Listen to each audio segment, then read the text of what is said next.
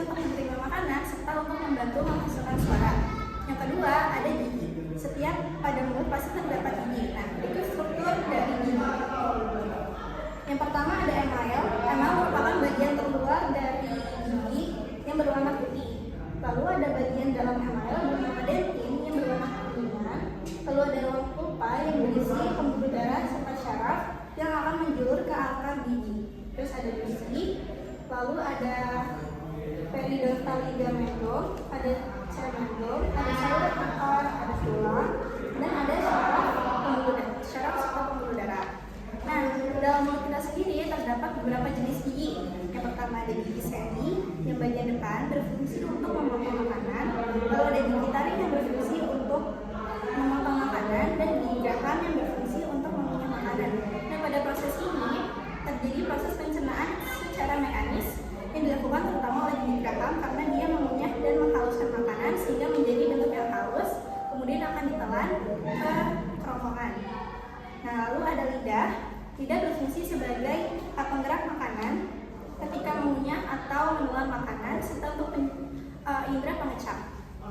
Dan yang terakhir ada kelenjar saliva yang berfungsi untuk memproduksi enzim amilase atau petialin yang digunakan untuk memecah karbohidrat. Nah, jadi prosesnya itu pertama makanan akan dikunyah yang akan bercampur dengan air liur serta enzim amilase yang kemudian perlahan-lahan enzim tersebut akan memecah karbohidrat menjadi maltosa. Nah, jadi pada proses pencernaan secara kimiawi dalam mulut hanya memecah karbohidrat saja, tidak dengan protein, lemak, vitamin, mineral, dan air. Oke, selanjutnya adalah kerongkongan. Halo, perkenalkan, nama aku adalah kerongkongan. Jadi, yang pertama itu ada epiglotis. Nah, epiglotis ini tuh berperan untuk menutup trakea agar mencegah makanan tidak masuk ke saluran pernapasan.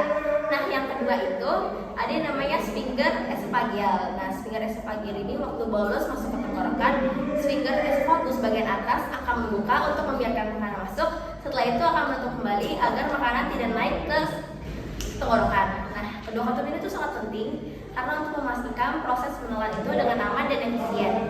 Yang ketiga ada refleks menelan.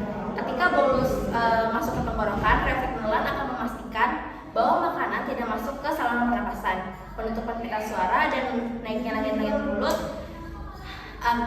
untuk memastikan bahwa makanan tidak masuk ke trakea. Nah, yang keempat itu ada yang namanya pergerakan ke kerongkongan. Setelah melewati tenggorokan, bolus masuk ke kerongkongan atau esophagus. Nah, di sini tuh otot-otot berkontraksi secara birama atau peristaltik. Nah, terus untuk otot ini berirama tuh untuk mendorong bolus ke bawah menuju lambung. Selanjutnya ada aku adalah lambung.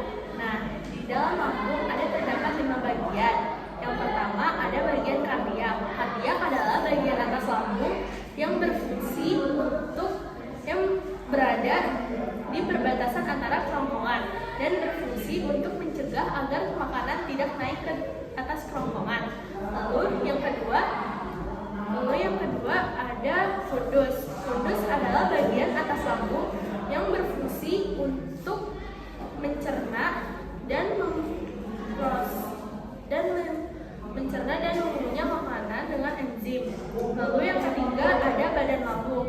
Badan lambung adalah bagian terbesar di dalam lambung yang berfungsi untuk menampung makanan dan mengubah menjadi kim. Lalu yang keempat ada antrum. Antrum adalah bagian bawah lambung untuk menampung kim agar dapat disalurkan ke usus halus. Lalu yang terakhir ada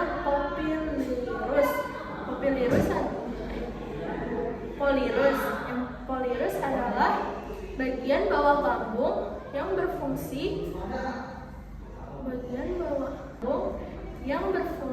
untuk menyalurkan makanan ke usus halus. Lalu masuk ke lapisan lambung. Lapisan lambung ada 4. Yang pertama ada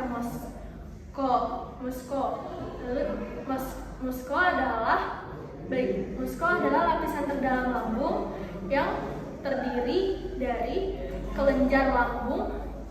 Jadi kelenjar lambung yang menghasilkan getah lambung. Lalu yang kedua ada submucosa.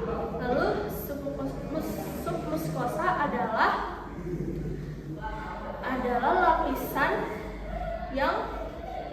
lapisan yang menghasilkan mukosa adalah lapisan yang terdiri dari pembuluh darah, kelenjar getah bening, dan saraf. Lalu ada lapisan yang terakhir yaitu lapisan adalah lapisan erosa. Erosa adalah lapisan yang terkait pada jaringan. Lalu lanjut ke enzim. Enzimnya ada 3. Yang pertama ada enzim pepsin. Enzim pepsin yaitu untuk mengubah protein menjadi asam amino. Lalu ada enzim renin. Enzim renin adalah mengubah protein menjadi kasein. Dan yang terakhir ada enzim asam klorida atau HCl untuk memecah protein dan untuk membunuh bakteri. Oke, selanjutnya ada, sebelum lanjut ke usus halus, kita akan lanjut ke pankreas. Pankreas juga berperan penting pada pencernaan. Pankreas menghasilkan enzim untuk mencerna makanan karbohidrat, protein, dan lemak, serta hormon insulin dan glukagon untuk mengatur gula darah. Tidak hanya pankreas, hati juga berperan penting pada pencernaan. Hati menghasilkan empedu untuk memecah lemak,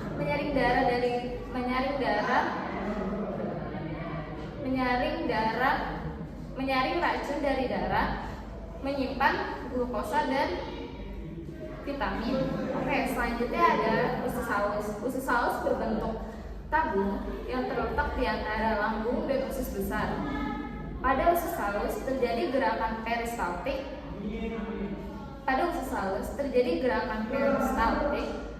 Dari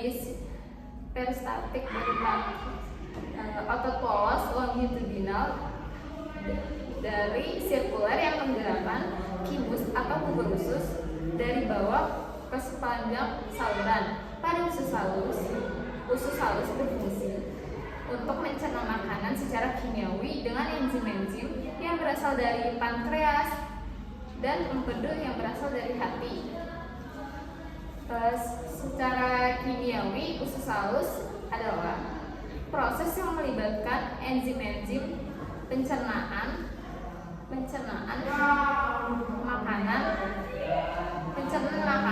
untuk memecah molekul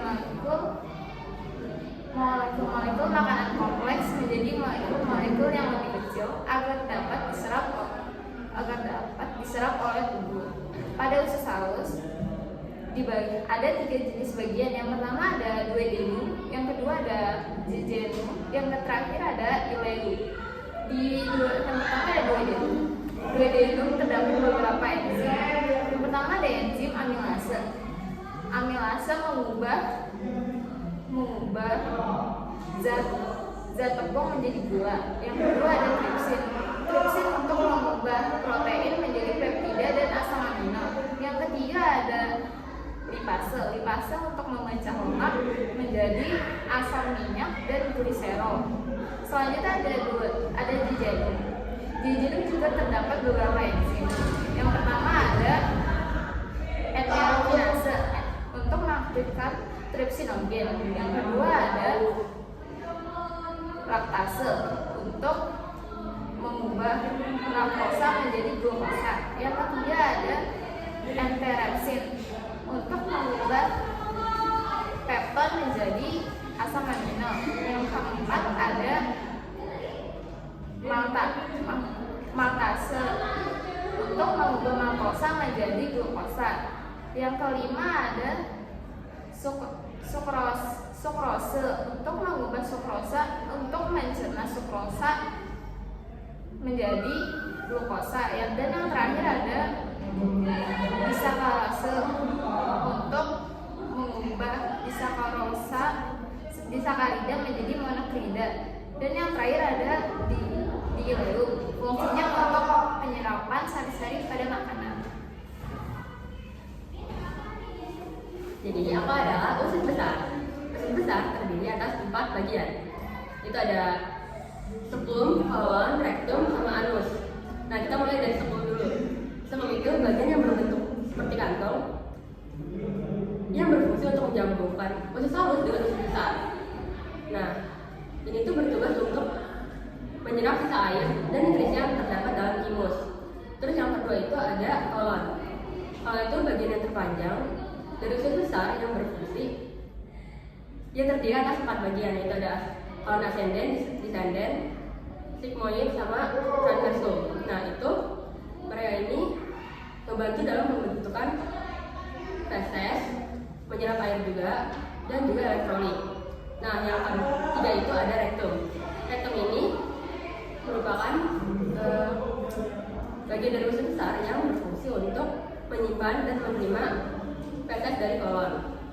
Dan jika rektum ini sudah penuh, maka feses akan bergerak ke anus untuk dikeluarkan oleh tubuh. Nah, yang terakhir ini ada anus. Nah, anus ini bukan untuk menerima untuk mengeluarkan feses dari tubuh. Nah, kemudian beginilah bentuk makanan ketika telah dicerna oleh berbagai macam bentuk pencernaan. Jadi feses yang keluar lewat anus. Oke.